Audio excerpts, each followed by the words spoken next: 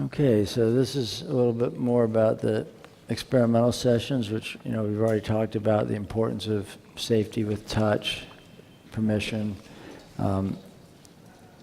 asking them ahead of time what they're comfortable with, non-sexual, saying stop, we've already talked about that. And, one thing, since I can be kind of verbose, one of the challenges for me is, you got to be pretty concise. When people are taking MDMA, they're not going to follow a long paragraph. So this is what somebody said to me. But, they usually say it with a smile. They tend to have compassion for me that I was talking so much.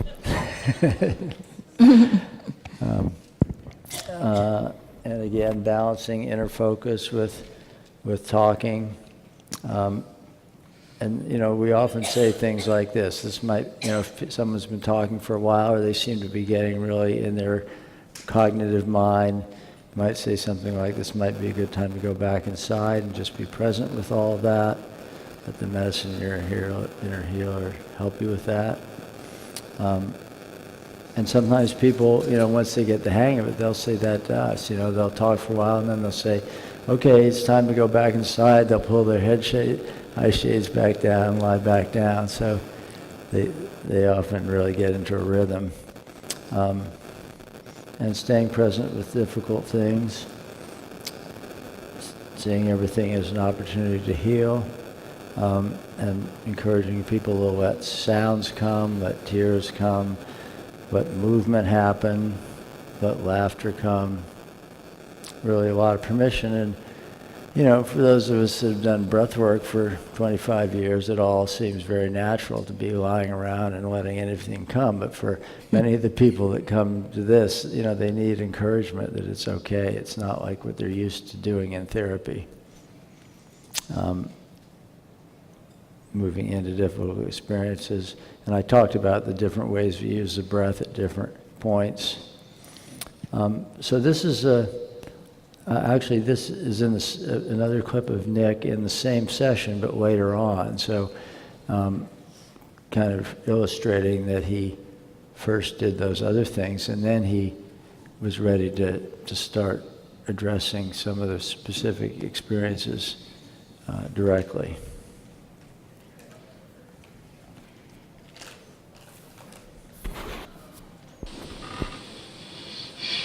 I don't know, think about it now, when I got blown up myself. I don't know, I see it completely different now.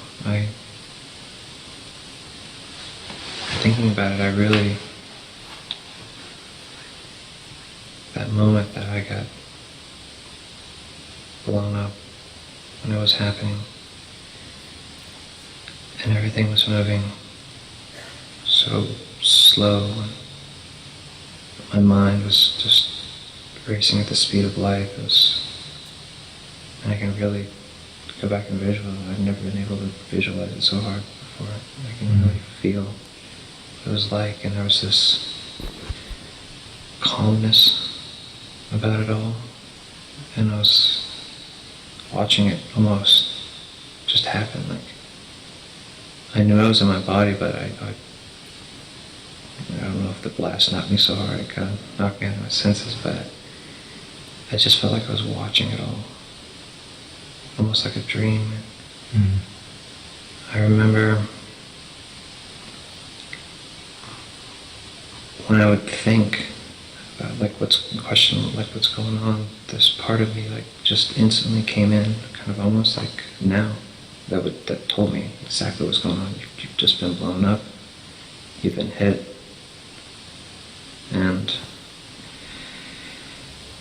I remember watching one of the tracer rounds that exploded from the ammo cans underneath me, and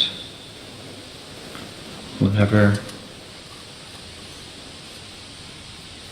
things started speeding up, I guess getting more back into my body, I remember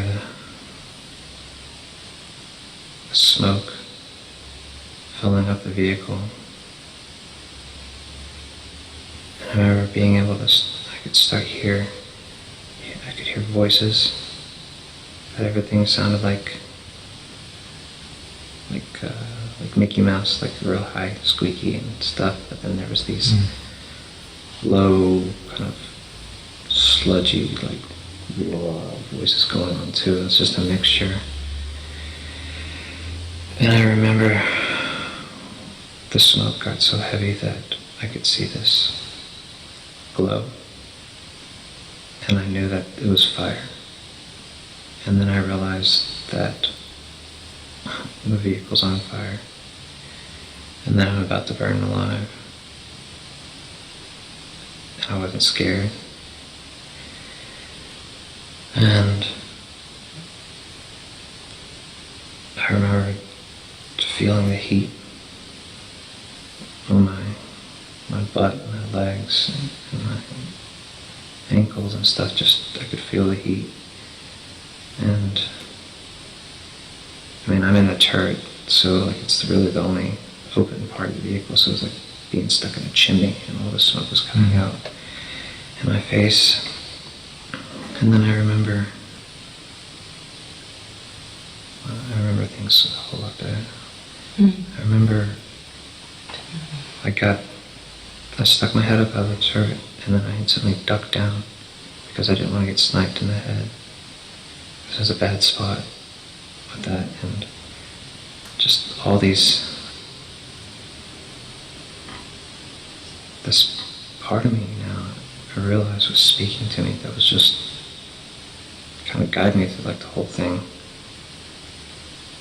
And I just remember keeping my head low, and I can't help but laugh about it every time I think about it. But it sounds kind of weird, I'm facing my death, but it's funny. But I remember dancing at my feet in the fire, like I was. Oh, because it was so hot. Yeah, I was like trying to like not. Wow. Didn't want to get anything caught on fire. I mean, the flight suits were on, are flame resistant. But I just remember, I couldn't see flames. I just felt the heat. I could see kind of like a glow. And I remember bouncing my feet, thinking, "Oh my God, what do I do? Do I burn alive, or do I get out of the top of the turret and take a bullet in the head and get it over with real quick?" And then I remember hearing screaming, and I really felt what was going on then. I really felt the terror of the situation, and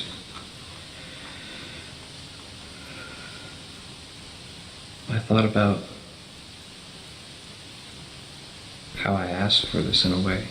I knew that this type of situation was going to happen, that I was going to get blown up, that it was going to come sooner or later. And then hearing the screams, I realized someone was in trouble, and then part of me felt like I brought this on everybody.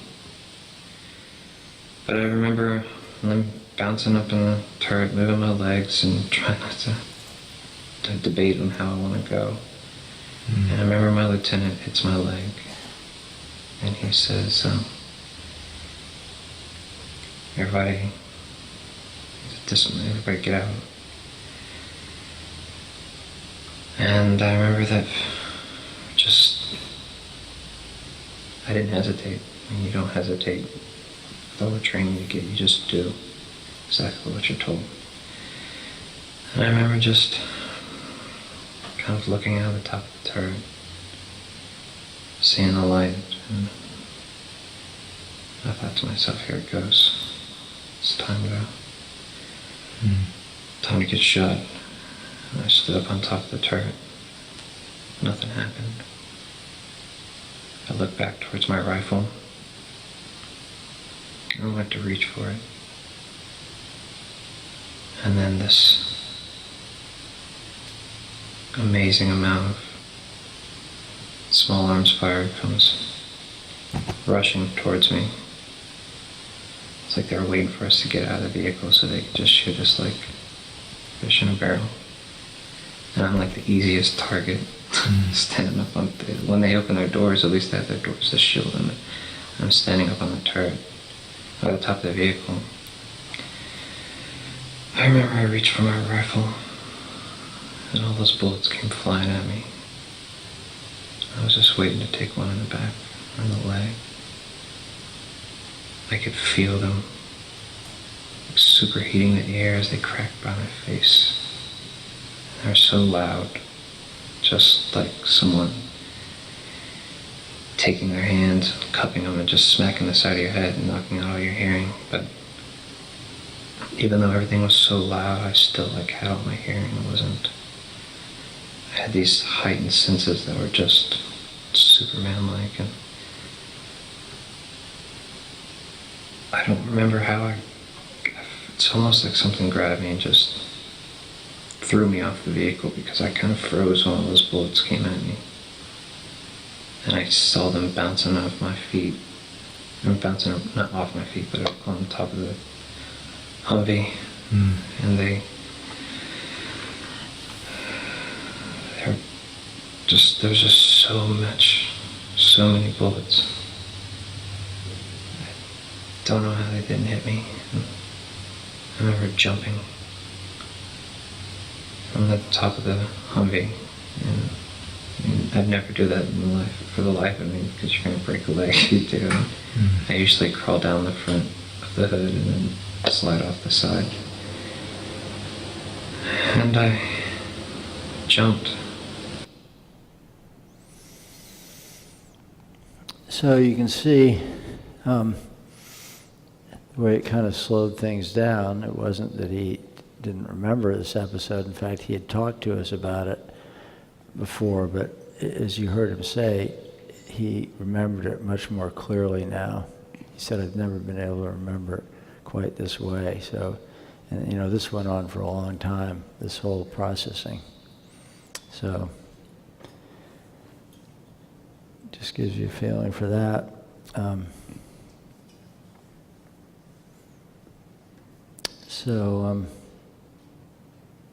Just some more points about the experimental session. Again, we encourage people to stay with whatever's coming. And again, validating the importance of positive, affirming experiences, humor, joy, appreciation, and comfort.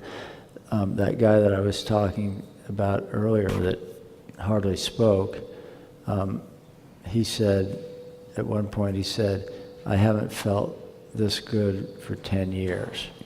It had been 10 years since he went to Iraq.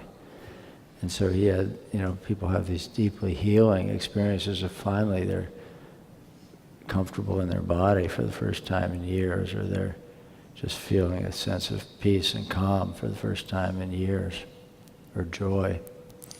One person in the first study who was abused when he was 7, he was sexually abused, and he said, afterwards he said, I could kind of deduce what feeling happy was about by observing people and when they were talking about being happy, but I never had the experience, and I always assumed that was an experience that was never going to be available to me. And then he felt joy in the MDMA session for the first time. He was like in his mid-50s, and so for the first time he can remember, he felt happy. And he said, now that I've experienced it and I know it is accessible to me, I feel that hopeful that I can experience it without MDMA. And he did. He went on to being able to connect with happiness for the first time in his life. Brian, is there a echo or something? Or a high-pitched thing with... I thought I could hear it on Michael's microphone. No? Okay. And these are just some of the things people have said. I feel a whole deeper level of consciousness, calmer, peacefulness. I don't remember having this. My mind has never been at peace like this. Loving connection. this is a different person, but same kind of thing, you know. I'm not without hope that it's possible without the MDMA. It's like a template. And a lot of people use this kind of imagery of like it's a map. One person said, now I have a map of the battlefield. Before I was just, this was not a literal battlefield, this was someone who had been raped, but it was a metaphor she used. Before I was just thrashing in underbrush, now I have a map. Often we've had a number of people use that imagery in their early sessions and then go back to kind of follow the map. Like a line with hot spots, red spots on it, knowing that that's where they needed to go to each of those hot spots. The first person in the study had also a map, didn't she? Yeah. Uh-huh. Yeah, She's the one that said the battlefield. Yeah. And I got a glimpse of more of what I'm capable of growing into. So I think that's one of the beauties of this is, oh, my light's on. Is that better? Okay. Yeah, this is such a common theme. I got a glimpse of what I can grow into, and it's a process that continues. And again, we're constantly reminding people, it's not about just what happens in the 8 hours of the MDMA day at all, because people can get very attached, especially in a study with only a limited number of sessions, and it's really helpful to remind them, and we can do it easily because we trust it so much that it's true. Yeah, the firefighter that Michael showed you the list of all the medicines, at the end of, he got randomized to a high dose to 125, so he had 3 sessions, and his caps didn't go down as much as everybody else's had at the 2-month follow-up, but then 6 months later we got a text, Michael got a text from him saying that he was a late bloomer and that something had clicked in his mind, and he had found the IFS really, really helpful for him to combat the different critical voices that he would hear.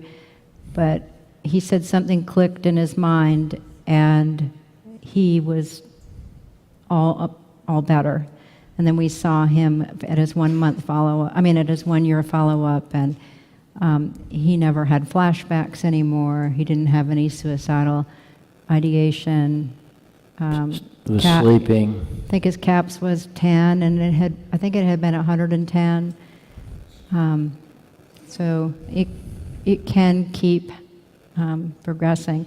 One thing that we didn't mention that we do in all the studies, in all this study, and I guess we didn't do it in the first study, but we have to do the CSRS, which is the Columbia.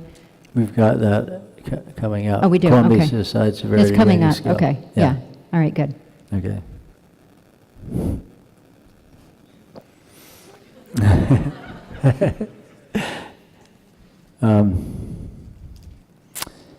Well, this is just an example. We use the SUDS, the subjective units of distress, during the session.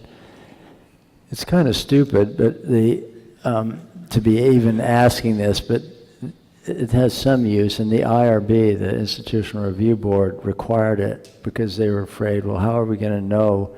This is like a black hole. You're giving MDMA. How do we know everything isn't going to hell?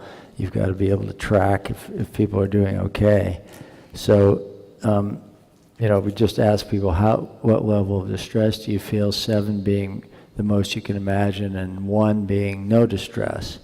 So it's a little hard to tell on this chart, but that the line that stops up in the upper left-hand corner, that's her first session. So before she got MDMA times 0, she was at maximum distress. She'd never done anything like this. She never thought she would ever take any drug like this. So she was really, really anxious. And then at the 1 hour mark, she got 125. At the 1 hour mark, you can see it's down to 1. Actually, she said minus 15 when I asked her, but I didn't have any place to put that. So and it stayed down. She had, she had been raped 7 years before, and her first experience was, she had told us beforehand that, she knew she had a lot to feel good about. Her husband was supportive, her kids were doing okay, but she said, I can't feel any of that. So the first thing that happened to her was she felt all of that. So she had this amazing healing experience of really letting it in emotionally, that she had survived and that she was okay. And that was very profound. And then you can see a little blip at about 3 hours. She did talk a little bit about the rape, but then not that much, and it came back down. So, and that's when she said, now I feel like, at the end, she said, I feel like I have a map of the battlefield. Maybe I'll be able to talk more about the rape next time. So she, for some people go right to the trauma, and that can be very valuable, but other people have this kind of directly healing experience first. So then the next time, she came in with no distress after that experience, and at 1 hour, it was up to 6. She was processing the trauma. And of course, one thing about, usually this scale is used, if it's higher, that's not a good thing. In this case, we knew it was a good thing that she was processing the trauma. So, it stayed up quite high for several hours, and she really spent a lot of time processing the trauma, and then she came through it, and by the end, she was not in distress at all anymore. So that's kind of a good illustration of, and again, why we don't say to people, okay, what you should do is talk about the trauma. We say to people, what you should do is see what happens, see what your inner healer brings. Another thing that she said to us when she came to meet us for the informed consent was, I'll do anything to heal. I'll even go to Tibet to heal. And she really, I don't think, had an idea of what going to Tibet meant, but she used that. And then when she got the MDMA, about an hour after she got it, she took her eye shades off and she smiled and said, I guess I'm not going to have to go to Tibet. Yeah. Which was like a gift to us too, because this was our first person in our first study. Person. So, yeah. But it is remarkable how, again, it's not that everything was done. She still had difficult processing to do, but somehow she knew she was going to be able to do it. Mm-hmm. And that kind of thing happens a lot. So, and when we do give some guidance, these are just some examples of offering guidance or redirection, but always as a choice, invitation rather than direction. Like, would you like to tell us more about that? Or is there something Annie said, I just noticed your voice change. Is there something going on that you notice? This might be a good time to go back inside. And then this person said, I've been stuck inside this for years. It feels like I need to talk about it. So we say, okay. We don't argue with it, because we really trust that she knows best. And, if they seem to be avoiding something, you can kind of encourage some exploration of that. Would you be willing to experiment? There's a word they're missing. Would you be willing to experiment with not distracting yourself that way for a few minutes, just to see what you might discover? Like really lots of choice and space for them, and even saying for a few minutes, there's no pressure to do anything, but kind of an encouragement or invitation. Again, bringing attention to the body. And this is a nice quote that I like.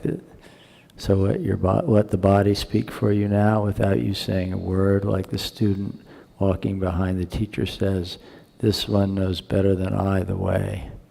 So, often encouraging people to go inside and see what they discover about what's happening in their body, and just let their body show them what what it needs to do. And again, physical safety. The music, Annie's talked a little about the music. Annie's a really good DJ, so she has a real sense of, and she knows the music really well. She has a real sense of how to, change the music, not to direct the process, but to support the process that is emerging. And, we talked about the transference with that example of the person getting her hair brushed. It can really intensify it. And of course, being old and married for decades, we get a lot of mom and pop transference. One person said that we were her Mount Pleasant parents. Mount Pleasant is the town where our office is. Mm-hmm. So, but whatever the transference is for that particular co-therapy team, it does tend to intensify it, which can be a really, really valuable thing to work with. Mm-hmm. Okay, that's it. That's it for the experimental sessions. Did you want to say anything else about that? I don't think so, but maybe questions that have come up. Yeah. So here and then here. Do you offer anything for the jaw clenching? Do we offer them anything? Yeah, Mm-hmm. like I don't know, magnesium or something. Do you offer anything for the jaw clenching? Yeah, we don't. We haven't. It's a little tricky. We offer ibuprofen or aspirin later if they want it. Yeah, there are things that people traditionally use that may be helpful, but we don't really have any evidence for that. So to include that in the protocol would be problematic with the FDA. It would be a good thing to do. Many things like that. Once we get approval, it'll be really easy to do studies like that. Give half the people magnesium and see how they are compared to the people that don't get it. But Some people bring their mouth guards. And for jaw clenching, you mean like taking something? I tend to have taken calcium and magnesium, and I don't know if it works or not. I kind of like the jaw tension because it reminds me that there's MDMA on board, but in the past when I used to take it when it was legal.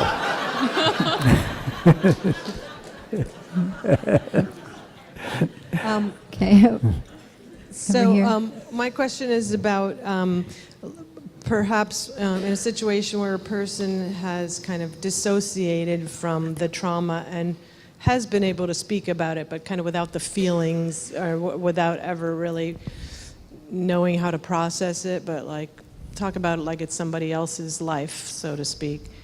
Is that sort of like what the woman went through here, or is there any hope? Is it like the woman? The woman that was raped in this yeah, she story. had severe depersonalization and derealization. And so she discovered the minute it started, like in her session. And it was actually during the rape, and she had never known that it started there. And then she never had it again after that time where she re-experienced it. But then we've had other people who have had quite a bit of dissociation that we've wondered about whether they didn't have DID, but obviously quite a bit of dissociation before they were going into the MDMA session. And actually it was just really helpful for them to be able to see it and see how it worked and be with us, and also notice how it was a pattern that they had used. So, we've seen a number of people with dissociation that have done really well. yeah. Can you get the microphone, please?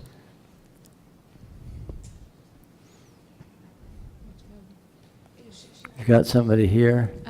I have a microphone Okay, if here. you've got the Okay. mic, then you're Do on. you get people with restless leg syndrome as a side effect? During the session? What Yes. did she say? Restless leg syndrome Oh. during the session. Well, a lot of times restlessness and energy comes up in the body, and we talk to people about how that might happen, and if that happens, encourage them to let their body do whatever it needs to do, move, shake. Sometimes some resistance from us to push against can help with it. So you don't think it's a side effect like the jaw clenching, which has to do with the substance? It has to do with body work. I think so. I'm not sure of that. And But we maybe, haven't and had- it's probably pretty variable. That could be for individuals. It can be awfully hard to tell what is direct effect of the medicine and what is like unmasking of something that the body, something that's stuck in the body, or some energy that needs to move in the body. I don't think restlessness was one of the ones that showed up that much, though. Not that much. Uh-huh. Jaw tension, as you probably suspect, is the rule rather than the exception. Uh-huh. But most people have not had a lot in terms of restless legs. Okay, thank you. Sure. Yeah. I have the microphone, so I'm just going to go. I was wondering about anger and rage coming up and how you handle that. I mean, I know you have the, like you explained beforehand, that there should be no physical outbursts, but does it ever happen? Or like screaming or punching pillows, or like, because that must be like a bit scary for you as a therapist, having to deal with people who might have like very violent like pasts. Not that they're violent people, but it has to come up during the sessions, right? Absolutely. Yeah, we haven't experienced it being scary for us. We have the agreement in the beginning that no self-harm or harm to property is one of the things, but that is none of that has ever come up, but that's the agreement. But So- we're comfortable working with it. We've had a lot of experience. We did breathwork groups for 10 years before this, so we've had a lot of experience of helping people work with rage. The most common thing in the MDMA sessions would be to provide pillows and, really pay attention to keeping everybody safe. We do have an agreement that we can also say stop. if we Pillows need- for punching? Yeah, or putting on the Pillows for- side and for punching or grabbing. or squeezing. And then sometimes we've done body work, usually, sometimes in the sessions where we give resistance. More often, if we're working with a lot of rage, it's been getting out of mat during one of the integration sessions. Mm-hmm. And sometimes, pillows, but also us giving resistance and really encouraging people to let it come. And, we've worked with a lot of veterans who could, if they really wanted to, could throw us both through the window without much problem. But there is a way, if you have right agreements and you know how to, pay attention to body mechanics and safety and pillows, that people can have the experience of really letting the rage come, and part of them kind of knows the limit. Otherwise, we probably would have been thrown through the window. But it's important to be able to work with that in some way. One of the people in the recent study had one of the firefighters had told us in the preparation that he'd had EMDR as one of the treatments, one of the therapies he's had. And he said when they tried EMDR, after about 10 minutes, he was a very large, muscular guy, he got up and ripped the sink off the wall in the therapist's office and threw it down on the floor and walked out. So we noted that with some interest. So, we were careful to have good agreements and make sure, we felt that we developed a relationship with him. We actually had his friend, he wanted his friend to come for his first session. And we felt pretty good about that too, the first time. But then once we realized that we weren't worried about it, he was able to express the anger without being dangerous. And people have yelled and made noises, but you know, it's not quite as, there's not quite as much of that as there would be in breath work, where, I mean, the medicine just helps, I guess, with not having as much of that in the sessions. It's really been more of a challenge to help people feel permission to really let it all come than it has been a problem of too much coming. Mm-hmm. But thanks for bringing that up, Yeah, thank you. Let's see, who's got the mic? Okay. Oh, okay. Hello. I'm curious about how you end sessions and how you know that the experience is over, and eventually how you manage people for which the effects last longer than usual, or... Yeah, good question. Yeah. You want to? Well, so we have an agreement that at 5:30 the night attendant will come, and hopefully we've had an opportunity for the participant to meet the night attendant ahead of time, but that didn't always happen because the people were from out of town for both of our studies. So they know that the night attendant is coming at 5:30, and sometime around 4 o'clock we suggest a snack and, you know, try to get people to start having a snack even if they don't feel like it, because of the fact that they haven't had anything to eat since midnight and they've just had fluids with electrolytes during the day. So we do that, and then we say, you know, whenever you feel comfortable to talk to the night attendant, to discuss what is going to happen for dinner, that would be great. We'll have her come in. If you feel like you're not in a place for that yet, we stay. So we always say that we'll stay until they feel comfortable with their process for us to leave. And there have been times where maybe one of us has left and one of us has stayed, but for the most part, we've stayed until people have felt like they were in a good place to leave for the night. I don't think we've ever stayed past 8 o'clock. I mean, that would be rare that we would stay that late. We've come back for people, you know, if they have felt suicidal. We came back a few times, I'd say in the 2 studies, maybe 4 times in the 2 studies. But the night attendant usually is there to, for the people to talk to, not to do more therapy, but bring them dinner and take care of them and walk with them outside if they want to go for a walk. Yeah, sometimes, you know, it's such a wide range. Sometimes it's really easy, like I'm thinking of one woman we just showed a video at the recent training that, you know, she had a great session. At the end of the day, she said, okay, that's enough. You know, like about 5 o'clock. We said, yeah, it is enough. She said, I'm done talking with you guys. I want to talk to my husband now, you know. Mm-hmm. We say, great. So that's the best case. Other times it can be really difficult. You know, people, especially who have had a lot of attachment issues and have had this intense experience, or they don't want us to leave. They're afraid that they're losing that feeling that they had, and some of the second guessing is coming in about really, was it okay, or, you know, I've had somebody's angry part come out and say at the end, you know, after a beautiful session, saying, like, fuck you, you think you're so smart, I'm never going to let her get well.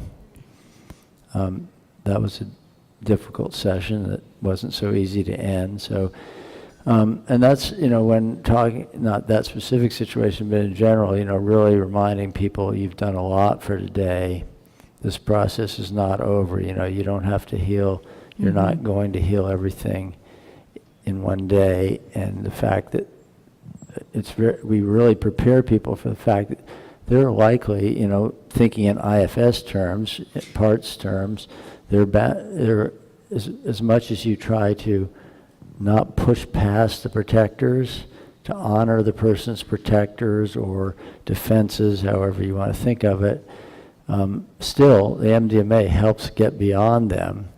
And it's very natural that for a lot of people there's going to be second guessing and some backlash afterwards. So we prepare people for that.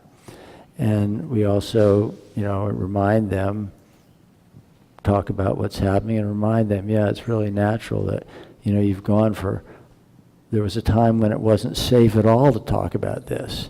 And then you've gone for all these years, not talking about it to try to keep it together, which has been an important mechanism to be able to do. So it makes so much sense that now that you've been able to delve into these things and process them in such a deep way, it really makes sense that there are going to be parts of you that are not so sure that was okay, or who are longing for that feeling again.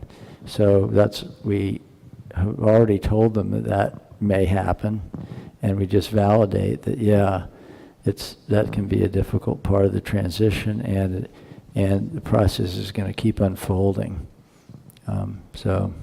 Yeah, sometimes people need quite a lot of support at the end. Thanks for bringing that up. Yeah, it's a good segue into the integration I sessions. think that the person back there needs Yeah. a microphone.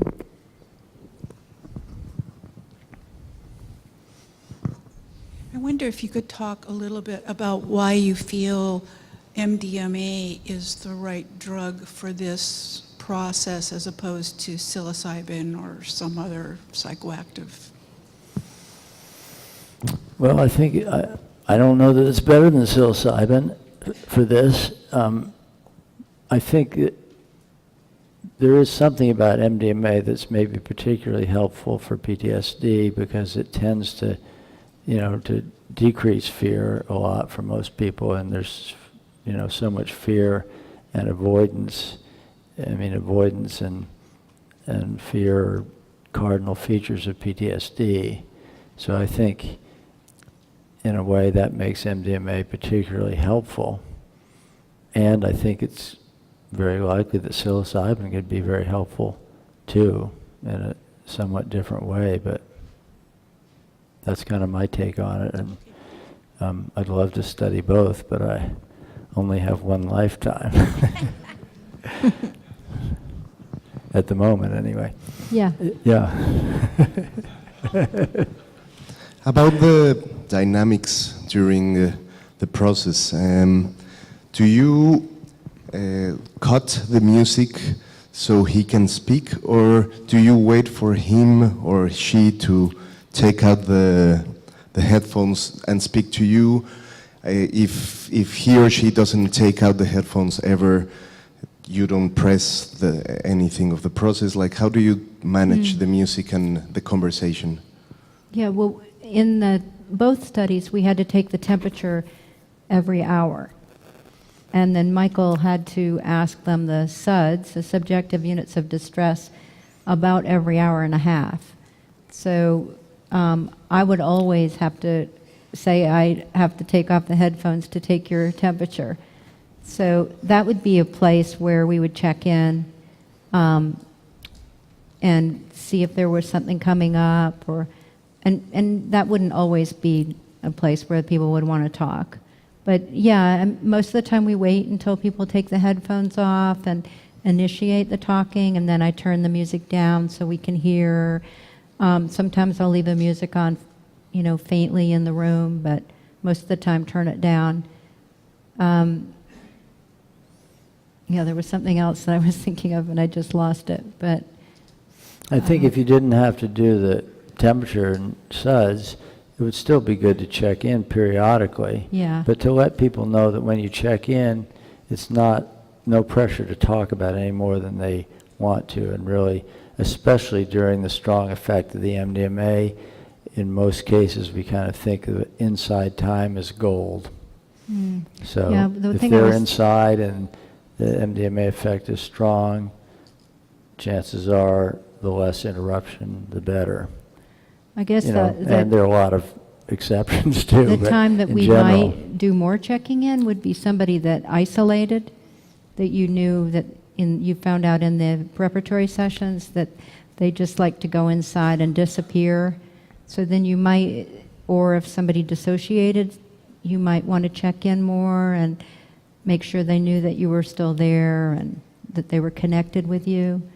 Have you had patients that didn't wanted at all to cover their eyes or listen to music and just wanted to talk? Yeah, we've definitely had people who did not want to use the eye shades or headphones and have the music on in the room. And we've had people that have processed a lot with their eyes open but looking off into space, kind of, just processing. I don't think we've had anybody who went like all 3 sessions that didn't use the eye shades and headphones. It would probably be the first session where people were getting used to the fact of having their headphones and eye shades on, which can be hard with PTSD, you know, trusting that we're going to keep things safe. And what do you think, Michael? Yeah, and some, you know, I think, of course, being anxious can make some people want to talk more and not go inside. And also, so we don't, you know, we suggest it, but if they really don't stay inside or they really want to keep talking, we don't fight it. Some people take some longer to get the hang of their process and being okay with the setting. And also, some people just really need a chance to talk and tell their story and be heard. So it's important for us, even though we have a mindset that the inside time is valuable, it's also important for us not to have too much of an agenda about that and to really respect, you know, it's a balance between really respecting what they know they need and also, you know, not ignoring the fact that some guidance about not avoiding might be helpful to them. So it's kind of trying to work with that balance.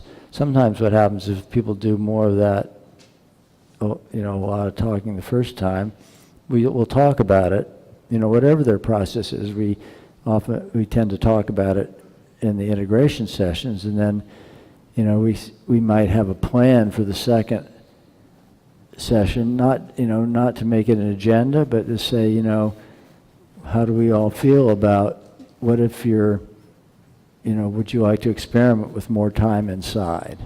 And would you be okay with us reminding you and maybe trying something a little different, like where you go inside for a period of time next time?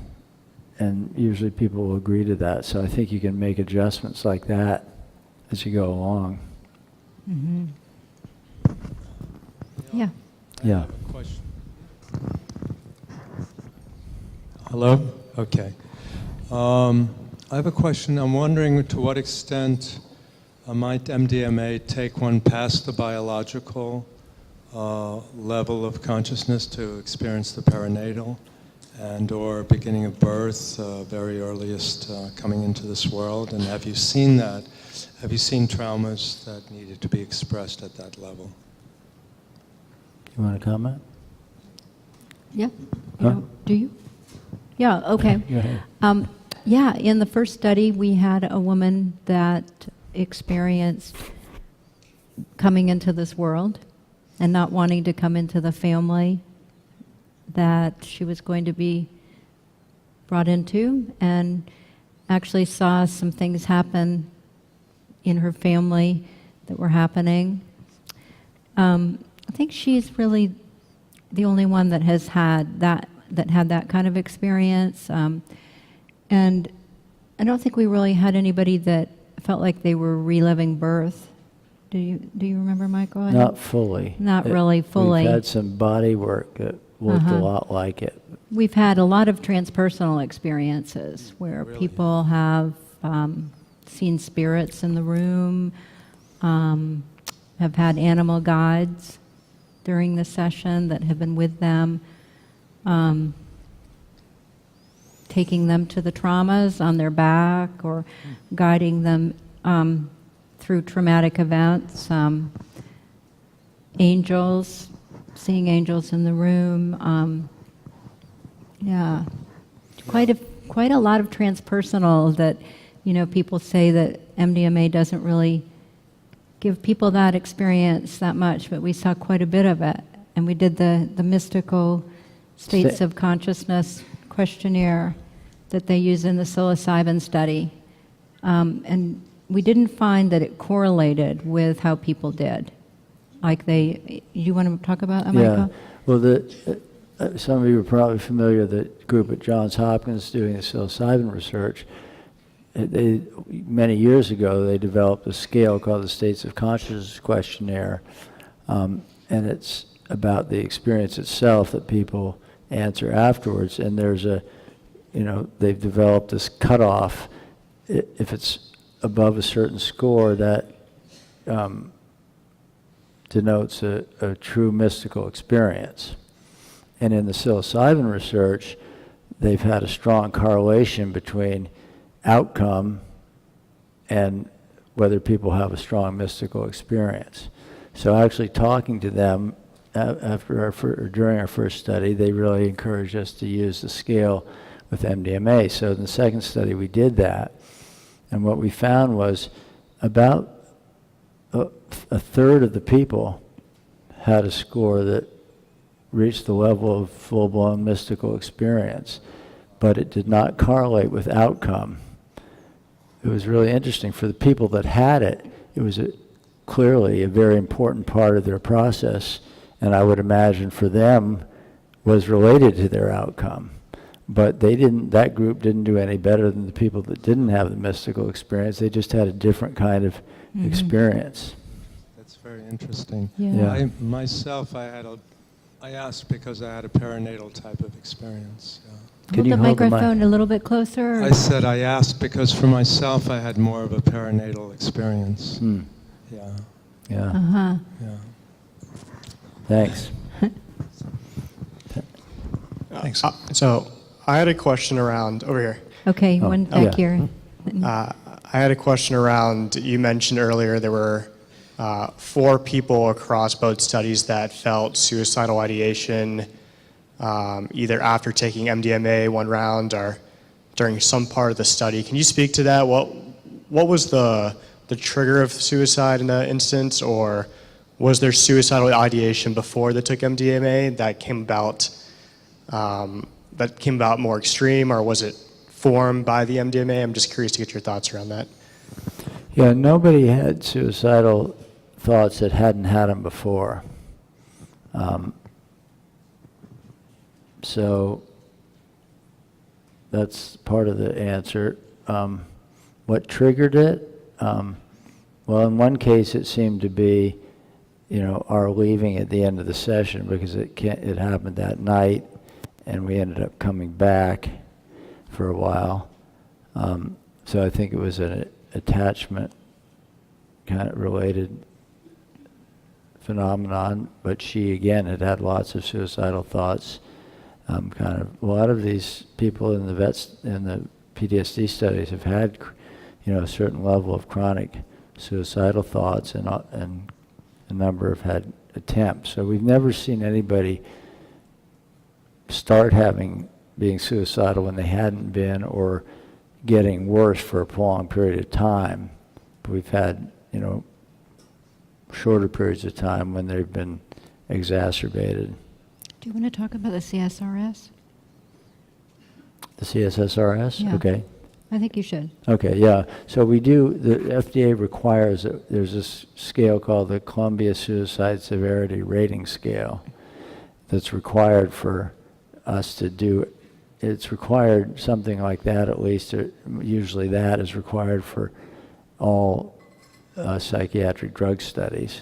So we have to ask people every time we see them about any suicidal thoughts, and starting with the first time about any time in their life when they've had them in their entire history about suicide attempts and suicidal thoughts. So we do track it through the whole study.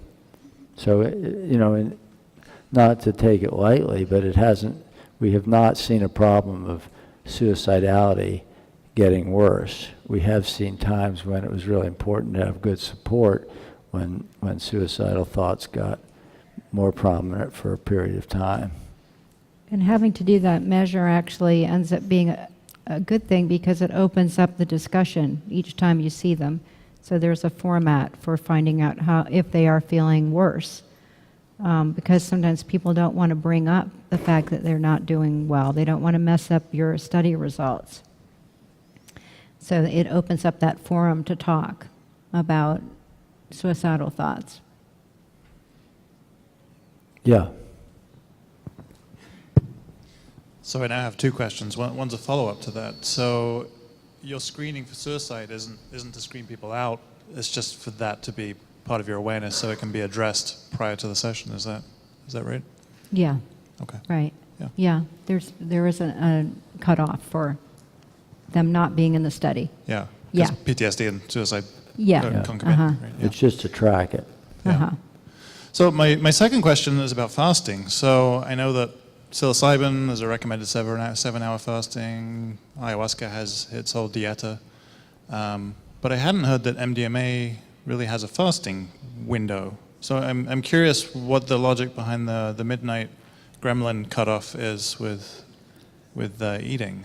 Was that to remove other contaminants, if you will, for the purposes of a study, or is that about the efficacy of the agent? Or? Just about absorption. That if they've eaten breakfast, they absorb it more slowly. So that's why we ask people not to eat. Okay, so that's a standard. I wasn't aware that that's a standard then for MDMA. Wasn't what? I wasn't aware that was a standard for MDMA. So that's good to know. And one person who forgot and ate breakfast, we still waited about an hour, then gave her the MDMA. It still took like over 2 hours to feel anything. So it does. We haven't studied it carefully, but it does seem to. They're going to absorb it eventually, but it's not going to be as fast. So it's. Okay. Thanks. That's why. Mm-hmm. Thanks. In the back there. No. Hello. Hi. My question is that, so we've talked a lot about the applicability, how MDMA can really help out in many cases. And my question is, for example, ayahuasca is not recommended for a weak-hearted. So there are some conditions with some psychedelic drugs that pretty much are not recommended for the use. And I'm pretty sure that there are some conditions, may that be physiological or psychological conditions, that in the case of which you would maybe say, we're sorry, but we cannot really treat you. Are there any conditions that would pretty much prohibit a patient undergoing a treatment with the MDMA? Thank you. Yeah. Well, as far as medical things go, mainly cardiovascular disease. If somebody had had heart attacks and had significant cardiovascular disease, it could be dangerous because of the blood pressure and pulse elevation.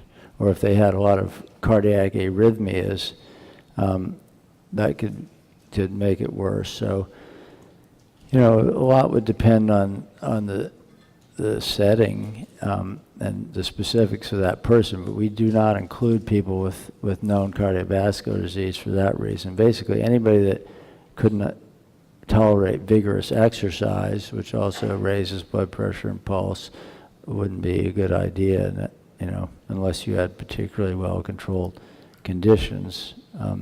That's the main thing. Diabetes? Well, I mean, that's what we exclude in our study. yeah, we exclude diabetes. The reason for that is more chance of occult cardiovascular disease and more complicated to manage insulin, things like that. It doesn't mean that it couldn't be used safely. It's just, it would be a bit more complicated. People with any history of malignant hyperthermia, like there's a condition, that sometimes people with anesthesia can get malignant hyperthermia, and that could happen with MDMA. So we wouldn't accept somebody who had a history of that kind of problem with anesthesia. From psychiatric contraindications are mainly, I would say, related to the container, So we wouldn't accept people with psychotic disorder or bipolar type 1 or dissociative identity disorder or active substance abuse. That doesn't mean it couldn't be used safely in those populations and even very helpful for them, but to do that with people with those kinds of challenges, to do it in this time-limited, highly structured way, just we don't think would be advisable. But again, if you had like an inpatient clinic, or a lot more flexibility with how many sessions and plenty of support, that could be a whole different story. So I think the psychiatric indications are relative and related more to the limited container. Even though we try to provide the best container we possibly can, it's still a bit artificial. You can only have this many sessions. They all have to happen in these intervals, and then you're done. That's the reason for excluding some of those things. I think there was a question back in the back.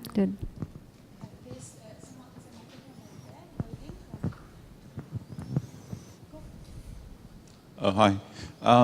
So have you had anybody who's reported an experience where they've felt they've released like a dark, attaching spirit? Like, that's been kind of bothering them, that they've released that during the MDMA session, which would be like a transpersonal type of experience?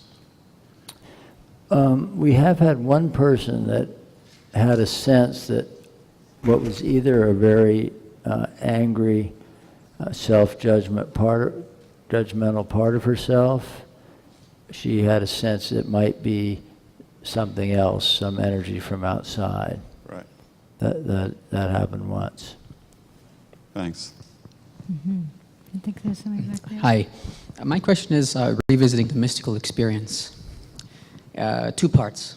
Is there a relationship between dose and the likelihood of having a mystical experience? That's part 1. And part 2, did you look to see if those who had a mystical experience, whether there were other benefits that were seen down the road beyond those you would expect from the alleviation of the PTSD symptoms alone, such as people who might have had substance use disorders? I know that those with active use were excluded from the studies, but perhaps those who had stopped just like 60 days prior, would the mystical experience have been associated with helping that, as we see in the psilocybin studies? Well, we haven't looked at it formally. I would say my impression is, yes, there is a relationship between dose. I actually don't know from our data off the top of my head how well that plays out in the data, but I think, yeah, people are more likely to have a mystical experience with 125 plus 62.5 than they are with 75. Having said that, we had one person with very powerful transpersonal experience with 30 milligrams. But I think probably in general it is dose related. I don't know about the additional benefits. We've certainly seen many people with or without mystical experience have lots of other benefits that become increasingly apparent over time. Be an interesting thing to look at, about the relationship to transpersonal experiences. One of our unfortunate limitations is since we're putting most of our resources into providing the FDA with what they need to approve the medicine, they don't give a shit about any of that stuff. So even though we find it very interesting, so there are a lot of these questions that we just haven't gotten around to looking at because we're so focused on FDA cares about CAP scores and safety. But it's a good time to mention that if there are serious researchers, graduate students, or other researchers who would like to have ideas about something they'd like to look at with our data, including our thousands of hours of videotapes, we're happy to share with people that would like to do more of that kind of research. And we've done that with a number of people already, but there's so much data. So if you have some ideas, we have a whole process where we get an agreement and a confidentiality and all that, and we'd welcome any kind of serious look into that kind of question.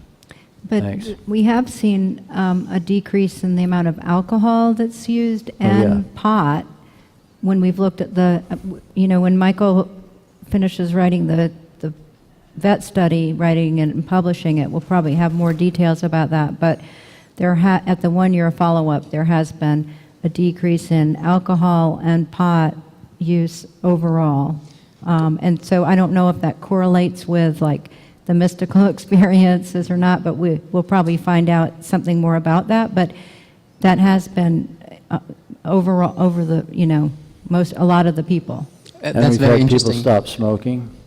I was just about to ask about the smoking as well. Yeah. Spontaneously, people have said they've stopped smoking, and what Annie's talking about has been very dramatic for some people, really drinking heavily to now they just have a beer with their friends if they feel like it, or smoking pot all day and all night just to manage then being able to smoke pot or not occasionally if they want to. There was one veteran who after his first 75 milligram session told us that we knew he was taking opiates for a back injury because he got blown up. He told us after his first 75 milligram session that he realized during the session he wasn't being honest with us or himself about how much opiate he was using or why he was using it.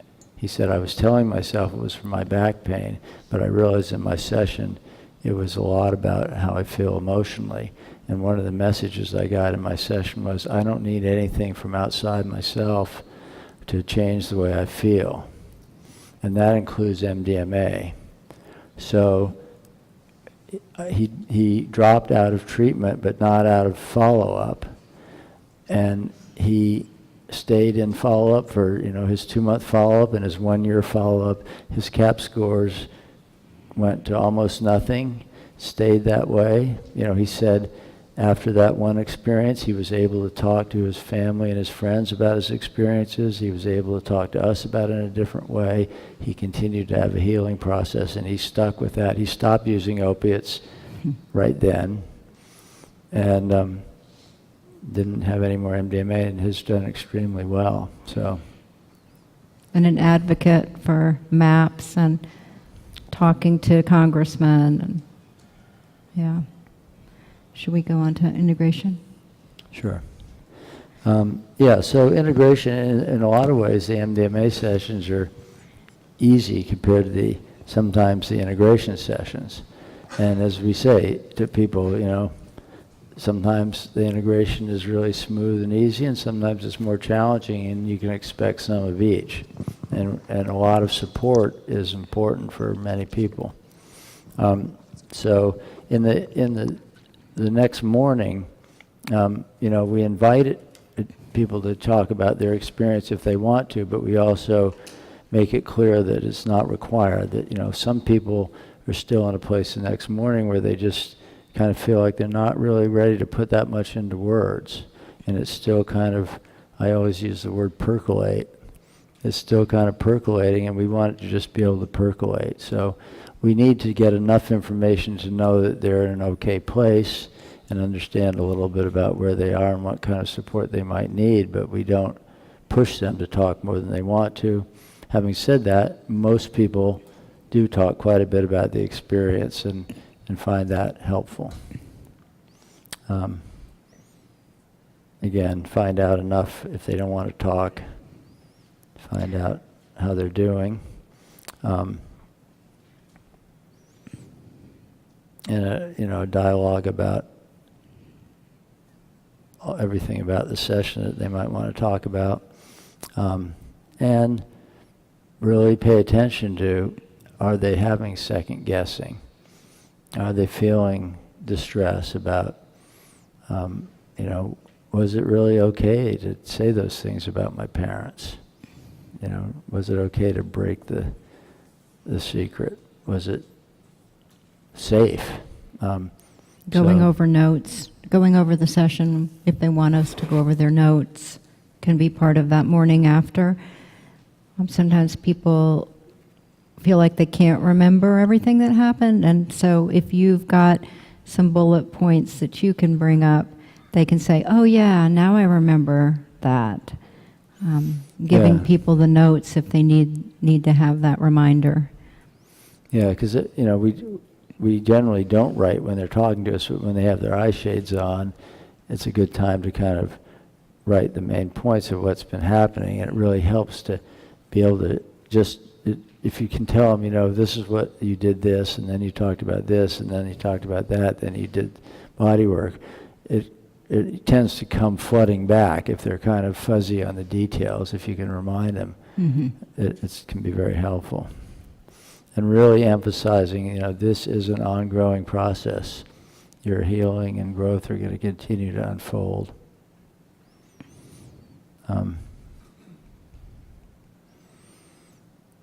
Again, normalizing regrets or self-judgment that might come afterwards, it's a really good chance to process all that. And also to validate a lot of the unfolding can be really nice and valuable insights. And one thing to help people reconnect with the experience is if there's been a piece of music that they have noticed was really good for them during the session, maybe giving them that piece of music to take home so they can reconnect to that experience. And that can be part of the integration where they do that during the week to really bring that back.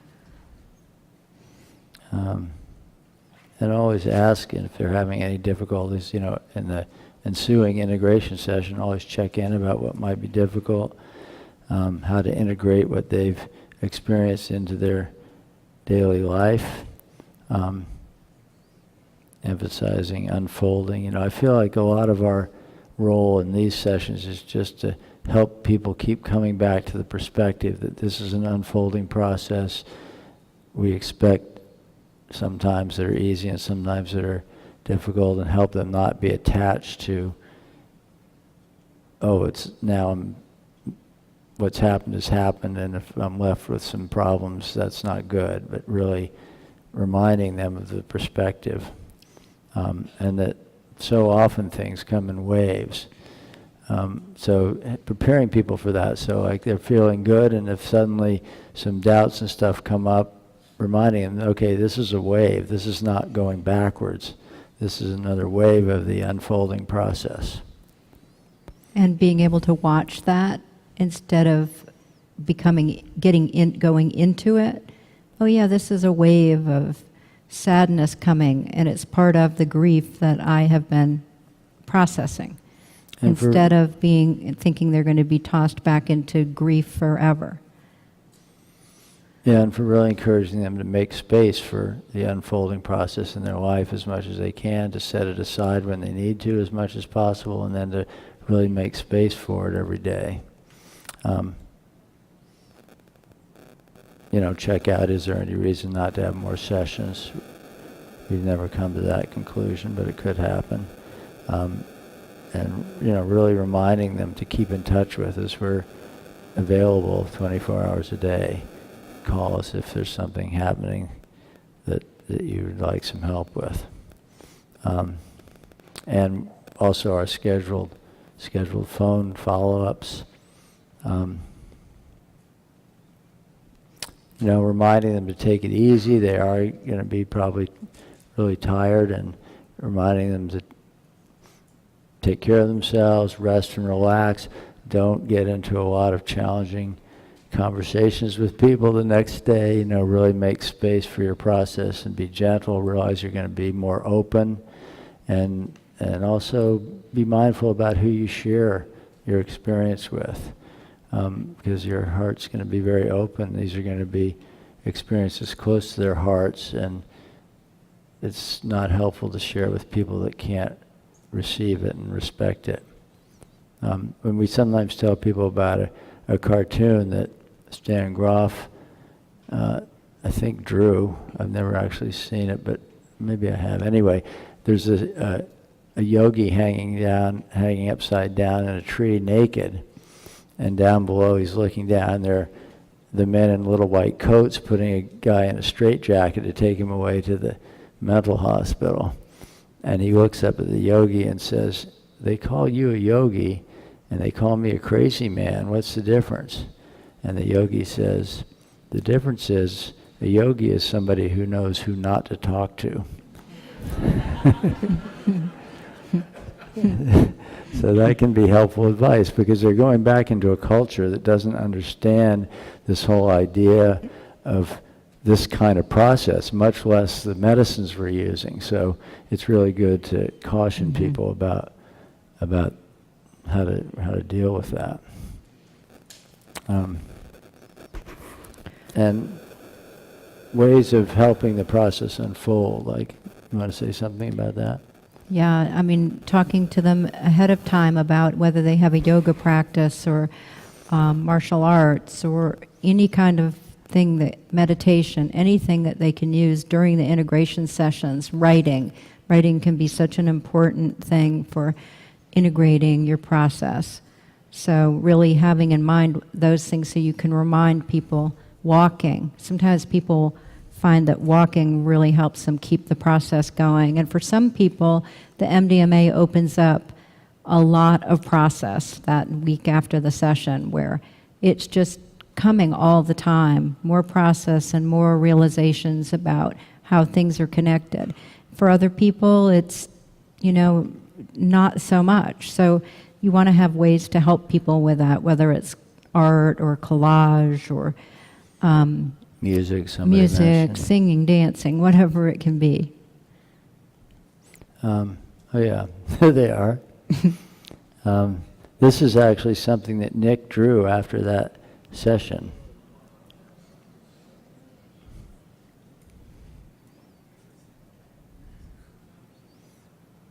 And this is another thing he drew during the integration period.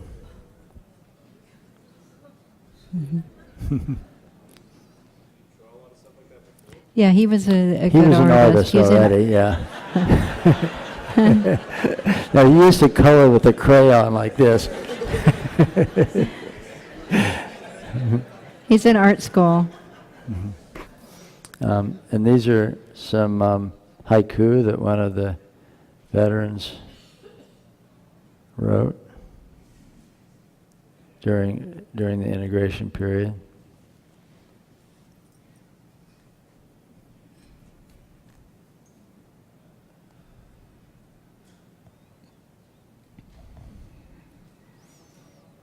So it's a really rich time for most people. And, as we've said, there can be challenges. Symptoms may increase. Important to anticipate and prepare people. Often the significant other comes during the integration sessions too, if he or she has come during the preparatory session. We've talked about suicidal thoughts. And these are some people that talking about, this is during integration, talking about when a lot of stuff is coming up. It's been difficult, the anger, and people are going to be afraid of. The anger is also waves of sadness and loneliness and nausea coming up during the integration period. And this is somebody who, found it so liberating to kind of find her voice, and she was determined not to let herself be stifled that way anymore. But then putting that into practice at work and with her family was challenging, so helping her kind of sort out how to navigate those, how to integrate that into her life. Because not everybody was sitting around with her for 8 hours just listening to what she had to say.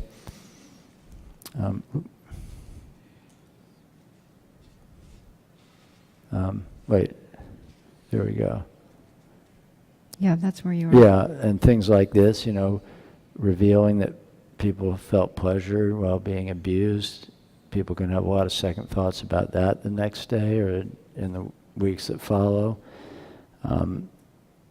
Judgment or guilt about speaking the truth about their family or other people. But when people stay with it, they get some good results. This is a very common thing, like changing their relationship to their emotions, not getting rid of all the difficult emotions, but, and again, this person said, I have respect for my emotions now rather than just being afraid.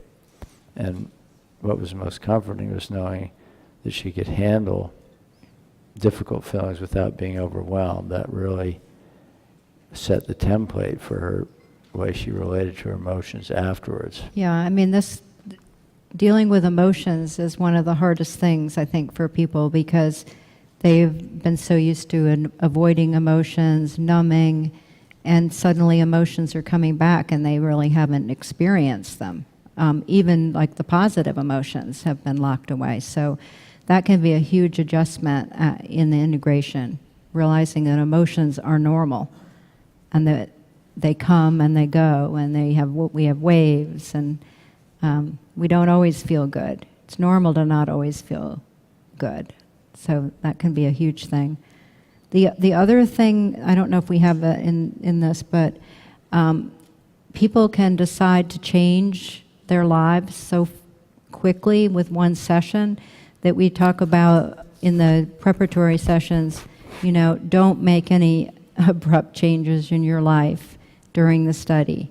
Don't decide that you're going to quit your job or buy a fancy car or any of those things because it does happen so quickly. And we had one woman who decided she was going to get a divorce after her first session, and eventually she did get a divorce, but we talked her into staying with the process throughout the study and work with it as a process rather than doing it overnight.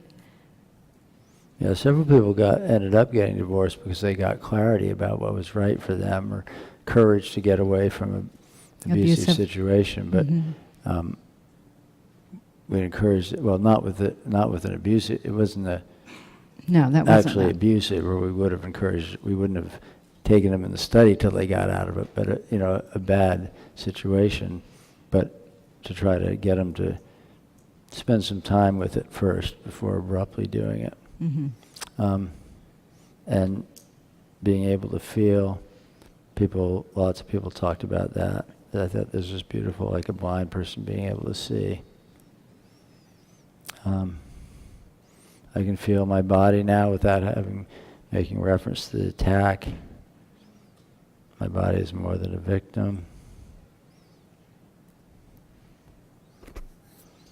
Sense of what I really needed to get. Maybe we should go ahead to the video, do you think? Mm-hmm. I think we'll skip ahead some of these, even though they're beautiful, in the interest of time.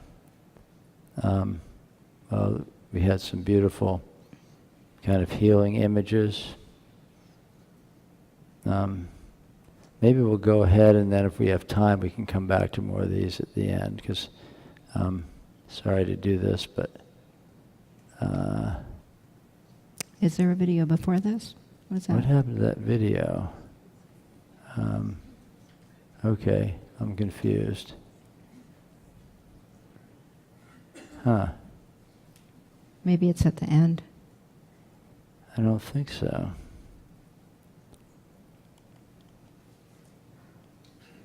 Why don't you do that? I'm going to look on here for a second.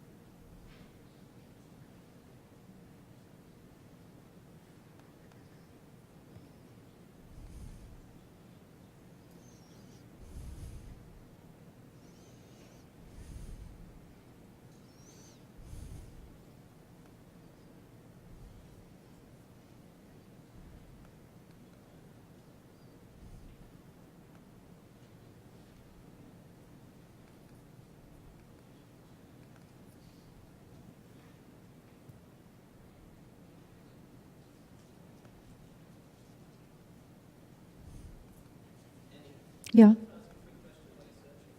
Sure. Yeah, I'm just showing the quotes. Mike was searching, but yeah. When you're talking about the integration sessions that you're having, you were saying that you're available 24/7 for a period afterwards. So just looking to the future and this as therapy that many people could possibly be taking in a variety of contexts, what would you consider an ideal standard for therapists to be able to use? Because it's unrealistic to expect that they'll be available 24/7. So what would be like a minimum requirement that you would, or what outpatient sort of care would you see as useful? Yeah, it's a good question. I mean, I think obviously you don't need two people to be on call. And probably hopefully when it is legalized and it's in a setting, you would have, I don't know if it will work to have two people all day or if it'll be, two people for part of the day and then one person, but it would seem like you'd want to have somebody on call for the week after, especially if a lot was happening. We didn't get called that much at night. It did happen, but it wasn't, it wasn't like too much, and I guess one thing that's different is this is research and it had a beginning and an end. And so that once you have enrolled somebody, you're there for them for that period of time, and it's not a lifetime. So in some ways that's kind of good because you do have that framework. And on the other hand, it's hard for the people, the participants, when it's over. And so, this is something we haven't talked about yet, but that is so important at the end to have like a plan for what people are going to do once they've finished the study. And if they, referring them to people that understand this kind of work, referring people to breath work or to a therapist, or talking to their therapist if they have a therapist, and letting them know what has happened during the study. We've done that a number of times with people. So yeah, I mean, it's probably going to depend on how people are doing too. We've all heard horror stories about people that have done an underground session and had no integration, just been left, to deal with whatever comes up afterwards. So some pretty hard things can come up for people with PTSD, and they need support. Yeah. I'm curious if you could comment about how being a couple and doing this therapy together, how do those things interact? I mean, it seems like it's a little unusual. Wait, what now? What's am I misperceiving? You guys are married, right, or something like that? Yes. Okay. Okay. All right. Something like that. We've been married for a long time. Okay. So how does that? You're not just coworkers, right? So no. Well, I mean, I get that. Something like that. You're not just coworkers. So then, when you're in, you have to do the therapy, sort of regardless of. Is there a way to play it from here? Do you get what I'm saying at all? I'm just trying to say, like What's it like? I would not want to work with a significant other. Oh, I see. Okay. You know what I'm saying? I see where you're going. I think it has been incredibly wonderful to. Here's our grandson. It's been incredibly wonderful to be able to work with Michael and do these studies together. But if we hadn't worked doing breath work for 10 years, doing groups together and working, Michael didn't really talk much about this, but when he switched to psychiatry after 10 years of ER, we started working together in his practice, and we did breathwork groups for 10 years. And we also would work with some patients in the office together, especially people who had dissociative disorders. If they dissociated during a session, then I would come in. So I was the office manager and scheduler, and I would talk to people, on the phone if they called, but I would be available to work with him. So we had 10 years of working together, and really got out, I guess, worked through a lot of our issues. That being said, we have pretty, I guess, standard roles, the doctor and nurse kind of roles. I do the blood pressure and pulse and, that kind of thing. And we actually, we were getting supervision one time about our work, and the person that we were getting supervision said, well, why don't you switch roles? And Annie, you do the videotaping, and Michael, you do the music. And we were like, what? We can't do that. I couldn't do the videotaping, and Michael couldn't do the music. So, it does bring up things like that.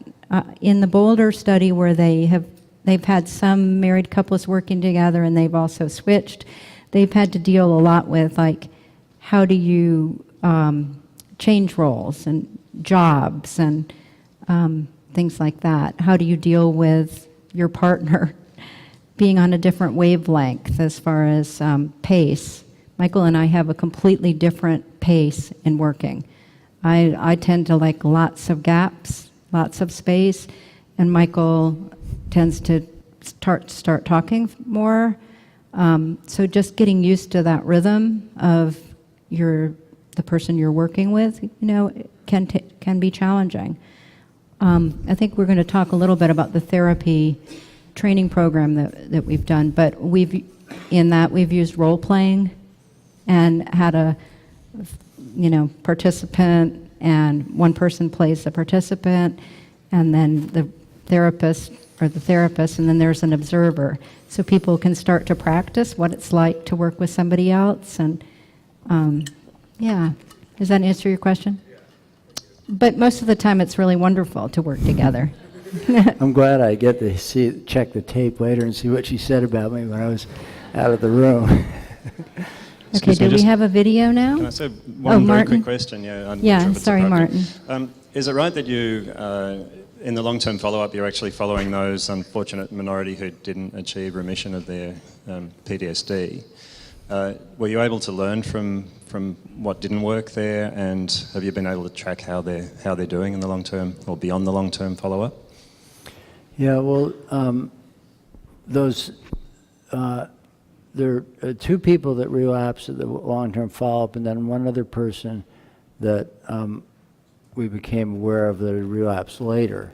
And so we actually got permission from FDA. We did a relapse study. It was a small study with only those three people, getting one more MDMA session. And what we saw, all three of them had very dramatic improvement. And one of them, that improvement has continued, and we're still in touch with that person. And it's been a sustained remission over some years now. Another one did really well for a few months, and then really relapsed again. The other one had a partial relapse again. So, and what we could figure out about that was, and again, they were doing well at 2 months, but then we did a 1-year follow-up again, is when we found out how they were doing then. And it was the two people with really, really challenging psychosocial situations that, it was tremendously helpful, but over years it couldn't be sustained against all the financial and family and socioeconomic challenges that they were facing. So, yeah, after facing a lifetime of PTSD, and then not ever being able to get a job, and not being able to get disability, that kind of scenario can be part of what is so challenging. You can help people get better, but we don't have the structure in our government and we are going to look more at the people that don't respond as well, because actually, not only because we're interested, but for post-approval, the FDA has certain requirements, and one of those is to look at non-responders and what is it different about non-responders. So ultimately, we'll be looking into that more. Thank you. So maybe we have two really short clips of Nick just to kind of give you his take and see what he looked like a couple years later, and then maybe we'll talk about the training program next, and because we've had a lot of questions about that during the breaks, and then should still have some more time for discussion. So let's watch these couple of videos. Is this the right one? Is this right? And I honestly don't think that even This if you is his took third it, session. even if you had straight MDMA outside, if you didn't have this kind of setting, the therapy setting or whatever, you wouldn't find that, I guess, inner healer. And you wouldn't. I think the setting and how it's set up and everything is what really allows the drug to do its, intended purpose. Yeah, I think it makes a big difference. Yeah. I was scared about that from my very first one. I'm like, is this going to go away? And then ever since that first session, like, I love it. I feel the anger come up, and then just goes away, and I'm able to talk calmly and everything. And it was like before, I would lose it. Yeah. And it has helped me. It's mainly been all about acceptance. Accepting what has happened, accepting all this other stuff, not living. Accepting that it did happen. Yeah, that it did happen, and that, I'm still here, and what a waste of time it is to ponder on all the stuff. I mean, I can't help you can never erase those things that happen. And you can never forget the images that you saw, but I spent too many times, since I was such a visual person, I spent too many times thinking about alternate situations of how I could have handled the certain ones, and all that other stuff. And I talked to my friend Zach after he was the radio guy who was to my left in the vehicle when we got blown up and everything. And I told him that I was in the study and how it helped and everything, and that's one of the things he kept talking about, how he wished he would have did this and he wished he would have done that. I mean, it doesn't matter. I believe in free will and destiny kind of intertwined. It's destiny's it's like a coloring book. There's the outlines there, but the crown in your hand is your free will, how you want to color it and all that other stuff. So there's little things that are going to happen, but they might happen in different ways. But I'm able to accept that what happened for a reason, and that I trust in in the intelligence behind the curtain, I guess, that what's going on is going on for a reason, and I think that's what really helps. And then the next video is from a talk that Nick gave several years after the study. It's really short, but nice to see. It took me about 2 years of actual writing to write Acid Test, but it really was 40 years in the making. I didn't really realize until I fully started working on this book, what a long and incredible history psychedelic therapy had. We see all the time little articles, dribs and drabs of what's going on, but I don't think you can really fully grasp it or fully feel its significance unless it's all put together in an encyclopedic way. And so that's what I tried to do in Acid Test, is tell the story of psychedelics from the invention of LSD in the 40s right up to today.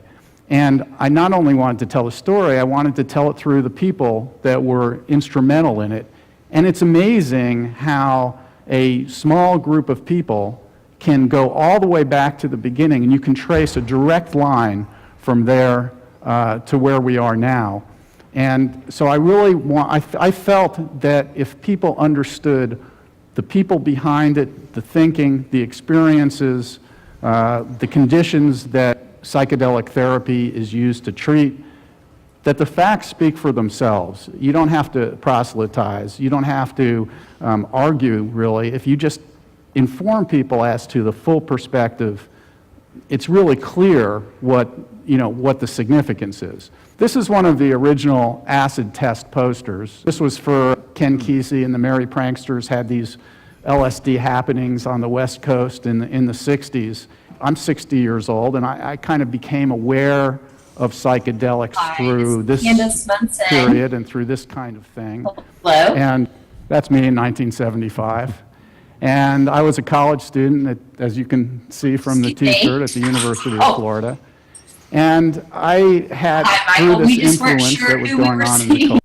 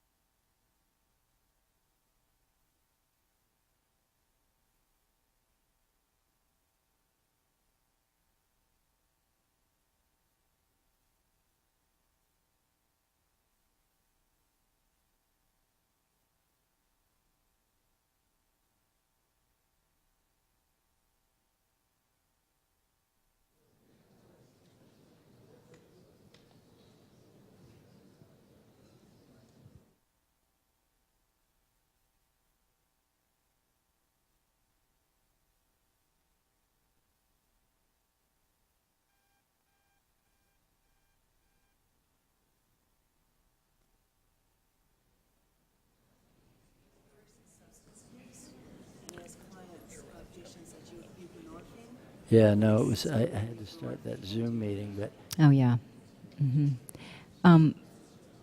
Probably not. Okay, They've had to taper off of it. Yeah, they've had to taper off of that to be in the study. Yeah. I mean, maybe in the future. Okay, so let's see if we can find when Nick starts talking.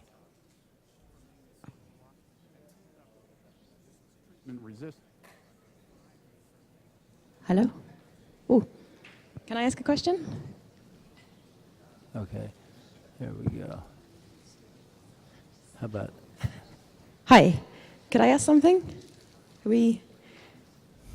So I wanted to ask, I understand that your research is on MDMA-assisted therapy, and I've been really inspired and impressed to see... Could you speak into the microphone a little bit more? Oh, sorry. Yeah. Oh. I've been really inspired and impressed to learn about the therapy that you're doing and the ways that you're supporting the people that you work with throughout this whole process. And I just had a question about if FDA approval was given, how you ensure in the future that other MDMA-assisted therapies are as thorough and as supportive as the work you're doing at the moment? Or is there a way of doing that? Yeah, I can't quite hear the end of what you said. Sorry. No, sorry, I mumble. I wondered once MDMA-assisted therapy is approved, is there anything that you guys can control or other people can to ensure future therapies are as thorough and as supportive as the work that you're doing with your clients? Yeah, so, I think probably what will happen is MAPS will be involved in, like, setting up the clinics, or they will still be involved with the training and the clinics, probably as what the FDA is going to require. Is that kind of an answer to your question? That So Of how? other organizations won't be allowed to set it up without MAPS approval? It what? Would other organizations not be able to come in and run MDMA therapy, assisted therapy? Yeah, I don't really know how it's going to work. I mean, I think MAPS is a nonprofit drug company, so they will have certain rights on the distribution of MDMA, probably after it's approved. And then after that, I'm not sure exactly how it'll work. Thanks. Okay, is it ready, honey? Sorry for the technical difficulties. Maybe we can just show you a couple minutes of this thing of Nick, and then we'll be done with that, and we can come back to the training program and more discussion, if that's okay. Yeah, so this is 2014, several years afterwards. He was speaking at a conference in New York. I'll let him tell the story music to some really dramatic effects. And Michael and Rick both studied with him. And then Michael just said, some people don't succeed with breath work. And he felt like it was malpractice to know that there were these compounds out there that could provoke this healing state for people who desperately needed it. But no, he couldn't even mention it. It was irresponsible to even suggest it. So he and Rick teamed up and ended up with this research, and that's where Nick came in. He was, I'll let him tell the story, but he was basically at the end of his rope when he saw and noticed that this therapy was ongoing. Right after high school, I joined the Marine Corps in 2004. I did 2 combat deployments to Iraq. My first one was to Fallujah, and my second one was to Ramadi. And in Ramadi, I saw a lot of terrifying and horrific things that you would see in war. I watched my friends burn alive. I myself was, my vehicle was attacked by an enemy RPG, and I took shrapnel to my butt and legs. And my driver, good friend, Seabass, died during that attack. And literally, day in and day out in Ramadi, it's constant firefights and continuous bombardment by the enemy. It wasn't any one particular event that attributed to my PTSD. It was a continuous thing being there. So whenever I got back home, I was still in the Marine Corps, and it was about 6 months later I started noticing some of the symptoms. I started having nightmares, and I was very hypervigilant, which I was always on alert, always thinking that someone was going to come out of somewhere and attack me, and I'd have to be engaged in some kind of firefight. And I suffered from depression, anxiety, panic attacks. I really felt hopeless because the medicine I was receiving from the VA was on Seroquel and Zoloft, and they just made me feel like a zombie. It just pushed down a lot of the stuff and the symptoms. Didn't really get at the core. So I was looking for alternative therapy, and once I got out of the Marine Corps, I got back with the VA, and I was doing treatment with them, and it wasn't working, so I got out of that and looked online, and I found MAPS, and I got into their, luckily, I got into their research. The therapy, it saved my life. I regained the hope and purpose that I needed. The biggest thing was I realized that I took a part of myself that I thought was evil and bad, that Marine Corps side of me that did what he did in Iraq, and I pushed him down. And in my very first MDMA session, I had this vision where I went to myself, and it was this Marine Corps self with red eyes and demonic face and torn camis and just chained to the wall. And I went forward and opened up that door and said, I'm sorry for putting you here, and if you want to tear me apart, I understand. The eyes went back to normal, and it's like we became one, and I set up from the therapy. So while you're in the therapy, you have like eye shades on and music, and you're, Michael and Annie Mithoefer were both there. Woke up and told them like, what I'd seen, and it was something that occurred in my mind, a vision, but I felt it all over. And I realized that I was cutting myself off from the rest of society. Like a puzzle piece, when you break off a chunk of it, there's no way it's going to fit to the other puzzle pieces. And I realized that I needed that part of myself. And I was able to take the things that I learned from the Marine Corps, the discipline, and facilitate it in my everyday life. And after I got done with the therapy in 2012, I continued to practice the techniques, especially the breathing techniques and the things that I personally learned. And it helped me to where I am today. I have a wife, and she's pregnant, and I'm about to have a, thank you. I'm about to have a child soon, and I finally feel like I have my head together to where I could be a father. I didn't want my child to see me the way I was before. And I'm so grateful for this therapy, and I really wouldn't be alive and I wouldn't be here today. I honestly wouldn't be able to stand in front of all you people. I'd have a panic attack quite fast. So it really has revolutionized my life and changed me. Pushing the book. That's good. Thanks, Checks in the Brian. mail. It can't be comfortable.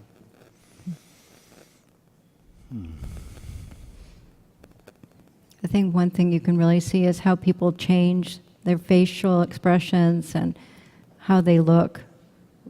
It's a dramatic change how people look. That's your alarm going off? Yeah, I turned it off. Yeah, so Do you want the slides again? Nick speaks eloquently more so than we can. Yeah, maybe go back to the other slides and we'll show you about the training program. If we can go. Thanks, Brian. Thanks, Brian. Yeah, if we can. I'm sorry for those technical issues.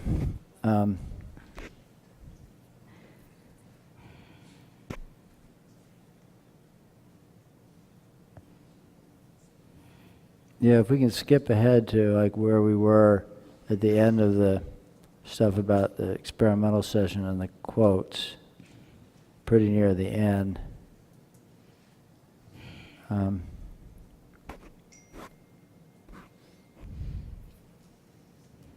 Yeah, I can find it from there. We'll just, oh, there was the video that time. That was weird. We'll come back to the self-care, but That's good right there. Yeah. Since so many people have asked about the training program, we'll tell you some more about it. So we've been developing this really over the last 8 years or so, but it's kind of gelled in the last few years. And, you know, so far it's mostly been, it's been oriented toward training therapists for other phase 2 sites and then training all the therapists for phase 3. And we just had our last segment of that a couple weeks ago, and we have, I think it's about around 80 therapists that will be working in those 14 phase 3 sites, and then we have another 20 or 30 who have, some from other countries who are going to do studies there, like Brazil, the Netherlands, England, and then Germany, Portugal, some others. But then also other therapists from here, because it wasn't quite clear where all the sites were going to be, and we wanted to train some extra people because if and when, which we think is going to happen, we get expanded access granted for, you know, later in 2018, we want to have a lot more therapists to be able to do that. And then, of course, after approval, a lot of therapists are going to be needed. So right now, we're kind of in a little, the training program is on pause while we get phase 3 going. But, you know, won't be too long, sometime later this year, before we crank it up again to try to, to train more people that are interested that will work in expanded access and then after approval, because in either case, it will be a requirement by the FDA, what we think and what they've tentatively agreed to in our meetings is the idea of it being available in specialized MDMA clinics that have the right facilities for it, and all the therapists have to be trained by the sponsor, by MAPS, both for expanded access and post-approval. So eventually we're going to have more trainers than just ourselves, hopefully. Here's what so anyway, for those of you that might be interested, it's going to be coming back, and we welcome lots of people to join us. So the way it works is there are different parts. There's part A, which is a online course. It includes some of what you've seen today. It's kind of the didactic part that we used to do in person, but we have a wonderful person at MAPS who took our material and put it into an interactive online program to give background, and then that's part A. Part B is the first in-person week-long training, which is mostly watching videos. So a lot more video and discussion of videos. So that goes on for a week, and then part C is, we ask people to think about what areas they might want more training of some kind in. We're not training therapists. I mean, we're not training people to be therapists. They're already trained therapists.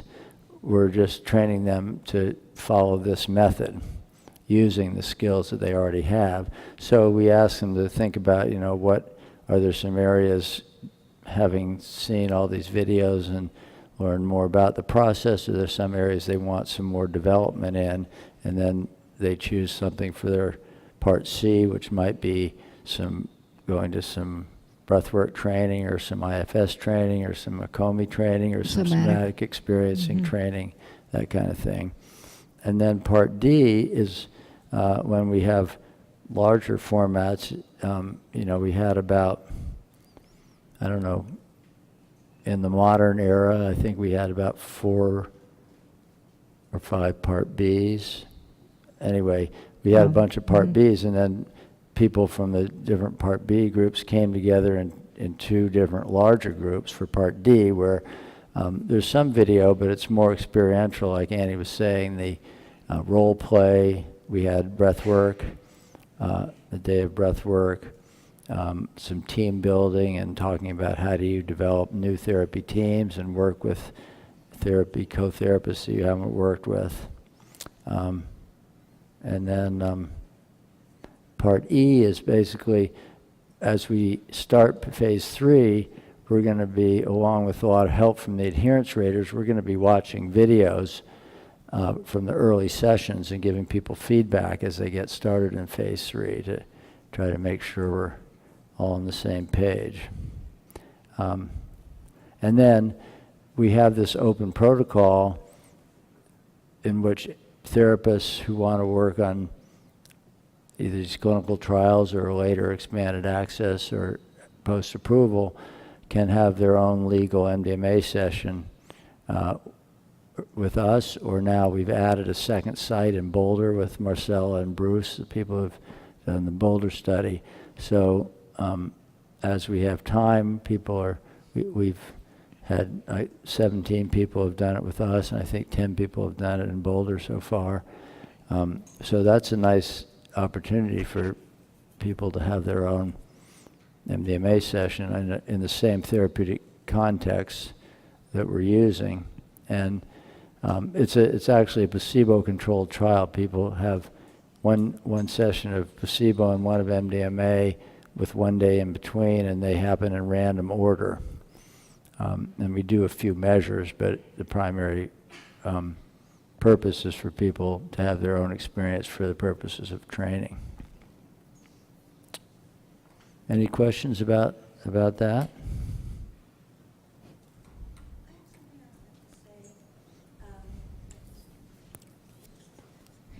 you wait for a microphone? Somebody will bring you a microphone. Someone will bring a microphone to you. I think there's a question right here, or a comment.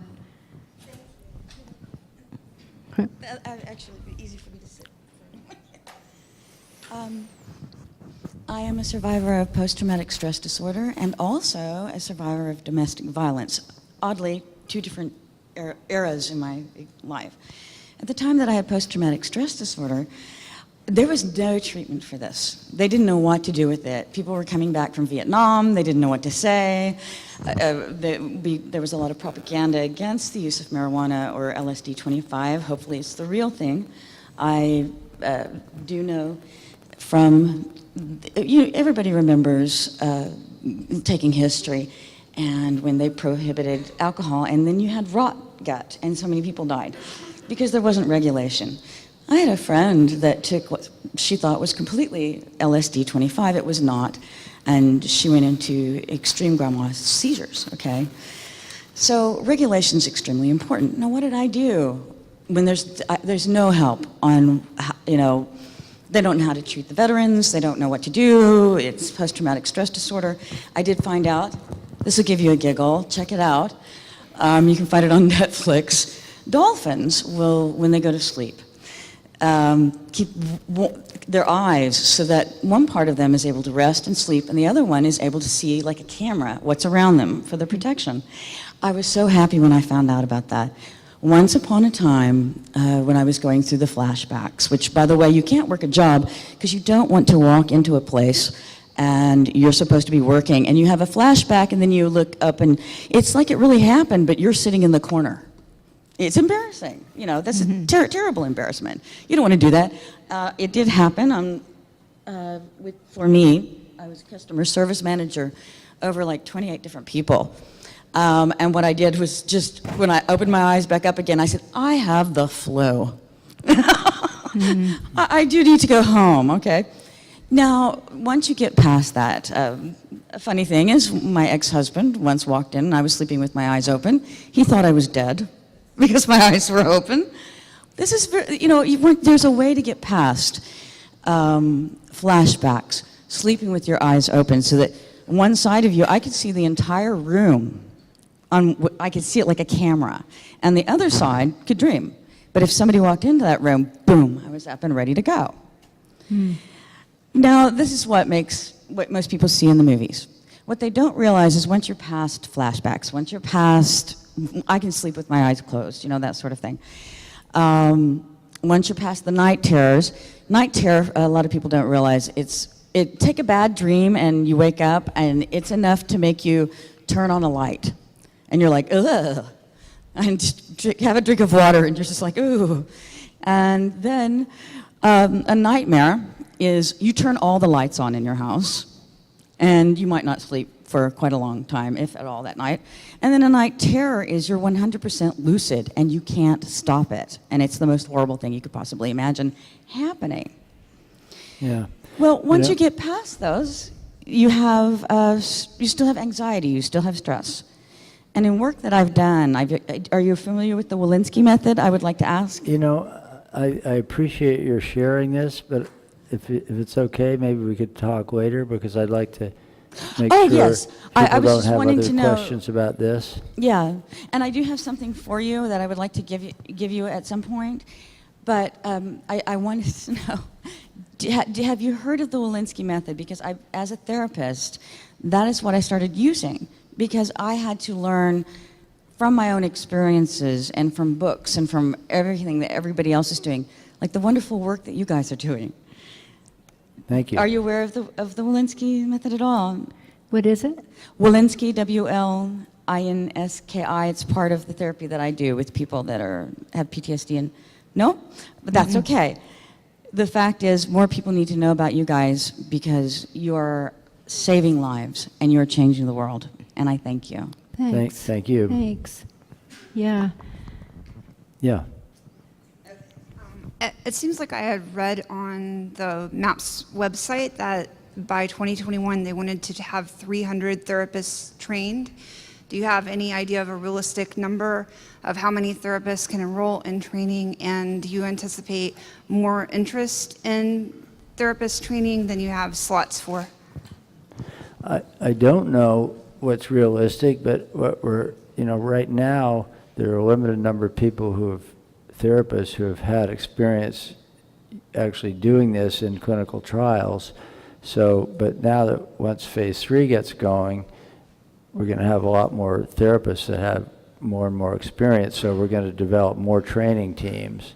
So we'll be able to have, really crank up the training as much as we can. And we're not sure exactly what the time course is going to be or how many, but we're going to do as many as we can for sure. Thank you. Yeah, thank you. Yeah. Yeah. Oh, she's got the mic. Yeah. Hello? Oh, there we go. So does this session count as part of that Part A? Or you mentioned earlier that some of this was covered, but... No, I'm sorry this doesn't count. But you'll be one step ahead. Yeah, well, much will ask. I think there was a question in the green shirt over here.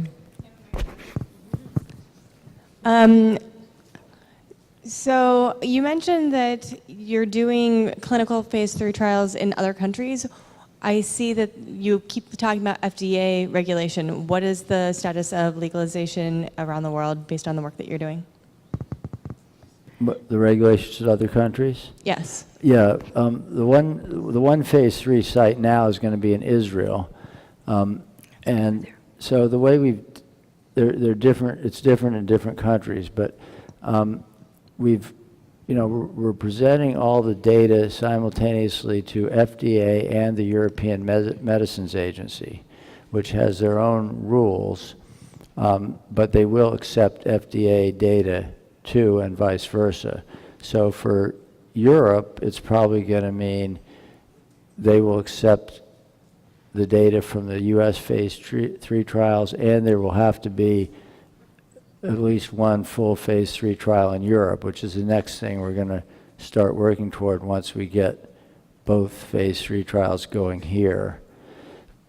For some other countries, we're collaborating with people in Colombia and Brazil, other countries outside of Europe.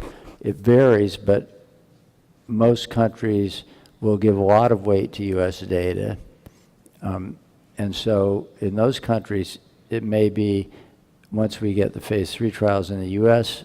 finished, say in Colombia or Brazil, it's likely that only a small study in that country will be necessary, and then they'll give approval based on a small study, whereas in Europe it would have to be another larger phase 3 trial, but probably not 2. So that's kind of the story that where we are with that. Yeah. So thanks. I think we have this one with a microphone, and then you over here with a microphone.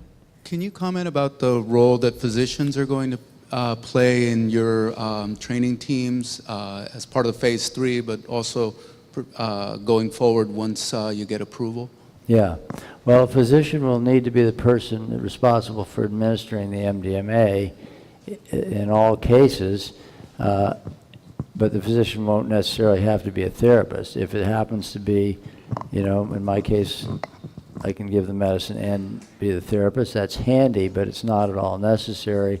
In the Boulder site, there's been one psychiatrist and a number of teams. He's only on one team, and a number of teams are non-physician therapy teams, and that works fine.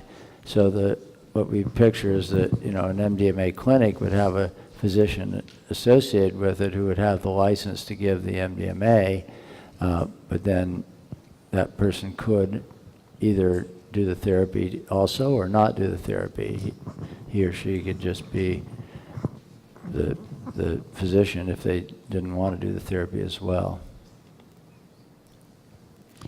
Well, also the MD would be responsible for any adverse events. Yeah, the MD or DO, Yeah. either physician, yeah. Hi, thank you for this talk today. I really appreciate it. You're welcome. I'm curious your thoughts about therapist caseload. It seems like a really time-intensive treatment. So I'm wondering kind of what you guys have done personally and what you would recommend. Or, how many patients at a time? About what was How the many last? patients at a Caseload. time? Yeah, it is time consuming. It's probably very cost effective in the long run, but it's very time intensive up front. So we're not sure how that's going to look. For us, it's been a matter of cutting back our other clinical practice little by little until now it doesn't exist anymore. But also, I think there will be, when it's approved, there'll be a lot more flexibility. Some people will need this amount of intensive time, and some people won't. Mhm. So, and there are probably lots of creative ways to, do some of the integration in groups, even do some of the therapy in groups for people. Some people could be very powerful, and others it might not be so suitable. But I think there'll be a lot of ways to make it more time efficient, for selected patients, clients, once there's more flexibility. Yeah, one thing for us was the scheduling, within the study, having it as a study, and the time points that you had to have between each session. And so we ended up not having more than 3 study subjects going at the same time. And that would mean like 1 experimental session a week would be, for 3 weeks would be tops for a month. The other thing you've got to think about, which we haven't really talked a lot about, is the self-care therapist. And, being able to sit for those long hours. You want to be able to, have your techniques for dealing with that, moving around, getting supervision, doing your own work. So, that's also part of it too. Yeah, that I want to honor our time agreement, but so the fact that we're not spending much time talking about self-care is not a reflection of how important we think it is. Yeah, it might be a reflection of how good we are at getting around to it, but it's tremendously important, self-care. And really, I think the most important preparation for this work is your own deep inner work. If you're going to sit with people in these intense states, you need to have done enough of your own work one way or another. We've both found the holotropic breath work to be not only incredibly good training for doing this work, but also a really good way for us to, periodically do our own work and notice all the stuff that's built up since the last time. Yeah, obviously, like during the session, getting up and moving is important. Plenty of water and organizing your food so that you can have it available and not have to be running out to the kitchen and getting that. In the Boulder teams, the teams would always get together and debrief like once a month and watch little portions of video together and discuss it. It's really important to get supervision if you're having a difficult time with some of the traumatic material you've heard about.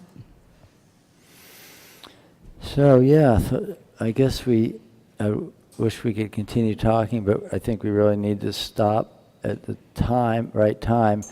I'm not sure about Annie. I would love to stay around and talk as long as anybody wants to, but I actually have a video conferencing follow-up session from our couples study that I have to go to right now, so that's why I'm going to leave pretty quickly, which I regret. But thank you so much for coming and participating. Right.